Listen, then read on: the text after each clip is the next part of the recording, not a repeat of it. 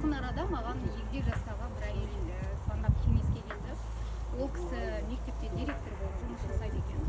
Ол кісінің баласы Алматыда студент, қазір каникулға келіп үйде жатыр дейді. Оқып жүрген кезде маған айтпай көптеген кредиттерді алып тастап келіп үйде тыныш жатыр дейді.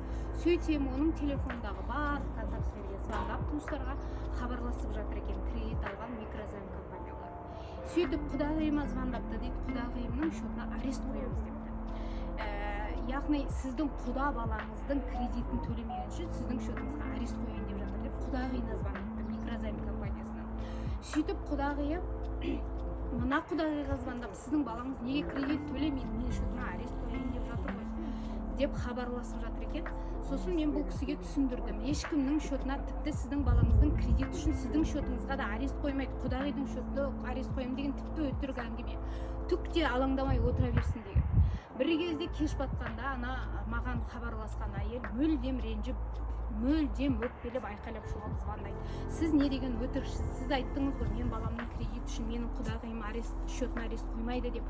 Құдағиым счетына арест қазір қойып тастапты, міне сообщение келіп тұр деп маған Каспий клубтан жіберілген карта бұғатталды деген сообщениені жіберіп тұр. Енді былай қарасаңыз, құдағидің счетына арест қойылмайды. Енді құдағиға звондап біліңізші 99-99-ға. Өзіңіздің кредитіңіз үшін қойған шығар арестін. Жоқ, менің кредитім емес деді, бұл бой бермейді. Сөйтіп құдағиды көндірдік, 99-99-ға звондадық. Құдағи 99-99-ға звондаса, бағанағы коллектордың өзі немесе микрозайм компаниясының өзінен звондап, құдағидың атынан звондап, біз картаны жоғалтып алдық. Мен картаны жоғалтпадым, картамды бұғаттай тұрсыншы деп айтыпты. Ана әйелдің атынан звондаған. Яғни бұл деген сөз микрозайм компания қызметкерлері мен коллекторлардың өздері алаяқ деген сөз. Яғни сол құда баласының кредиті үшін соның счетына арест қоямыз дегенге сендіру үшін өздері ана әйелдің атынан звондап картаны бұғаттап тастаған. Осындай мәселелерде кішкене сақ болып жүру керек. Есіңізде болсын, ешкім ешкімнің кредитіне жауап бермейді.